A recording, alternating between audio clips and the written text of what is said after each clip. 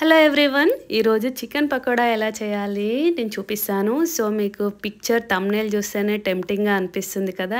చాలా బాగుంది, టేస్టీగా కూడా వచ్చింది. మీకు ఎలా చేయాలో నేను ఈజీ మెథడ్లో ఫాస్ట్గా చూపిస్తాను.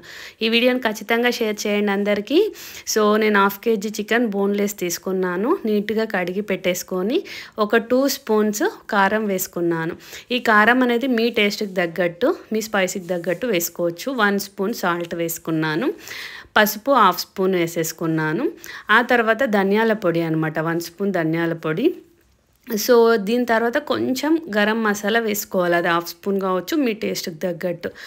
సో ఘాటు తినే వాళ్ళు 1/2 స్పూన్ వేసుకుంటే సరిపోతుంది. 1.5 స్పూన్ వరకు అల్లం వెల్లుల్లి పేస్ట్, ఫ్రెష్ అల్లం వెల్లుల్లి పేస్ట్ వేసుకోవాలి.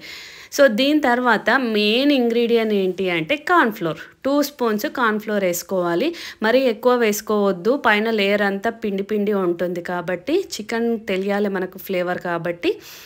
1.5 స్పూను రైస్ ఫ్లోర్ వేసుకోవాలి. 2 స్పూన్స్ ఏమో కార్న్ఫ్లోరు, 1.5 స్పూన్స్ బియ్యం పిండి అంటాం కదా అది.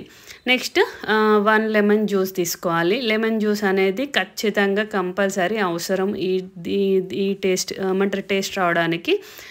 సో ఇవన్నీ చేసుకున్న తర్వాత మిక్స్ చేసుకోవాలి, చాలా బాగా మిక్స్ చేసుకోవాలి. ఇది ఖచ్చితంగా మీరు మిక్స్ చేసిన దాన్ని బట్టి, మ్యాగ్నేట్ చేసిన దాన్ని బట్టి, ఎన్ని అవర్స్ నానబెట్టిన దాన్ని బట్టే ఉంటుంది ఈ టేస్ట్ అనేది. చాలా చాలా టేస్టీ ఉంటుంది. పిల్లలు అయితే చాలా ఇష్టంగా తింటారు. మనం హోటల్కి వెళ్ళి ఆర్డర్ చేసి అది వచ్చేలోపే మనమే చేసేసుకుంటాం అన్నమాట. మళ్ళీ వాళ్ళు ఏ ఆయిల్ వాడతారో తెలీదు. మనం ఫ్రెష్ ఆయిల్తో టేస్టీగా చేసుకోవచ్చు. నేను కొంచెం కారం అనేది మేము స్పైసీగా తింటాం కాబట్టి ఇంకొక 1/2 స్పూన్ కారం ఉప్పు వేసేసాను. మీ స్పైసీకి తగ్గట్టు మీరు వేసుకోవచ్చు. మళ్ళీ కొంచెం ఆయిల్ కంపల్సరీ వేయాలి. ఒక 1 స్పూన్ వరకు ఆయిల్ వేసాను. మ్యాగ్నేట్ చేస్తాం కాబట్టి ఆయిల్ కంపల్సరీ. మనకు మ్యాగ్నేషన్లోనే ముక్క చాలా మెత్తగా అయిపోతుంది, తొందరగా ఉడికిపోతుంది అనమాట. ఫుడ్ కలర్ అనేది ఆప్షనల్, నేను మీకు చూపించడం కోసం మాత్రమే ఫుడ్ కలర్ వేసాను. నేను నార్మల్గా చేసేటప్పుడు అసలు ఫుడ్ కలర్ వేయాను. కొంచెం రెడ్డిష్ రాదనమాట మనకు డీప్ ఫ్రై అయిన తర్వాత. సో ఈ డీప్ ఫ్రై ఐటమ్ కాబట్టి రెగ్యులర్గా తినం కాబట్టి ఎప్పుడో అప్పుడు అకేషనల్గా చేసుకోవచ్చు. 2 to 4 అవర్స్ నానబెట్టాలి. నేనైతే 4 అవర్స్ నానబెట్టిన తర్వాత పచ్చిమిర్చి అండ్ కరివేపాకు వేసాను అనమాట. అందులో ఆ ఫ్లేవర్కి మనకు డీప్ ఫ్రై అయిన తర్వాత చాలా బాగా చూడడానికి బాగుంటుంది. డీప్ ఫ్రైకి ఆయిల్ తీసేసుకొని మనకు ఒక పీస్కి అంటుకోకుండా దూరంగా వేసేసి ఫస్ట్ ఆయిల్ బాగా హీట్ అయిన తర్వాత మీడియం ఫ్లేమ్లో పెట్టేసి చేసుకోవాలి. ఎందుకంటే హై ఫ్లేమ్లో పెట్టాము అంటే లోపల ఉడకదు పీస్. సో అందుకని మీడియం ఫ్లేమ్లో పెట్టి చేసుకోవాలి. నిజంగా చెప్తున్నాను, మీరు హోటల్కి రెస్టారెంట్స్కి వెళ్ళకుండా 1 మంత్కి ఒక్కసారి ఇలా చేసి ఇచ్చారంటే పిల్లలకి ఇంకా హోటల్కి వెళ్దాము అని వాళ్ళు అడగరు అనమాట. సో ఇలా టేస్టీగా మనం వాళ్ళకంటే మంచిగా టేస్ట్ చేయొచ్చు. అండ్ హెల్దీ, మెయిన్గా ఆయిల్ మంచిగా మనం ఫ్రెష్గా ఉంటుంది. చికెన్ ఫ్రెష్గా తెచ్చుకుంటాం, అన్ని ఫ్రెష్ ఐటమ్స్తో చేయొచ్చు అనమాట.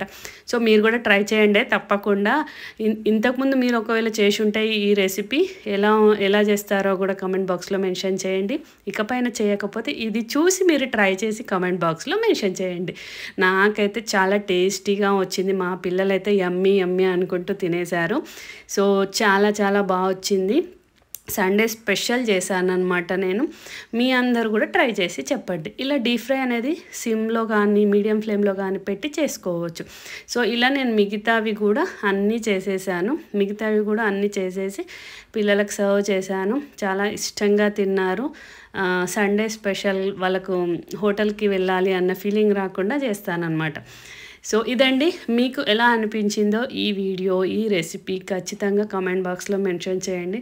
ఇలాంటి మరిన్ని ఇంట్రెస్టింగ్ రెసిపీస్తో అండ్ నా ఛానల్లో ప్రతి అప్డేట్ మీరు చూడాలంటే ఖచ్చితంగా సబ్స్క్రైబ్ అవ్వాలి, బెల్ ఐకాన్ ప్రెస్ చేయాలి. అప్పుడు నేను పెట్టే ప్రతి వీడియో మీకు నోటిఫికేషన్ ద్వారా అందుతుంది. కామెంట్ బాక్స్లో కూడా మెన్షన్ చేయండి ఎలా వచ్చిందో. ఇదండి టోటల్గా చూడడానికి ఓవర్లుక్ ఎంత బాగుందో చూడండి. వేడిగా తింటే మాత్రం చాలా అద్భుతంగా ఉంటుంది. So thank you for watching.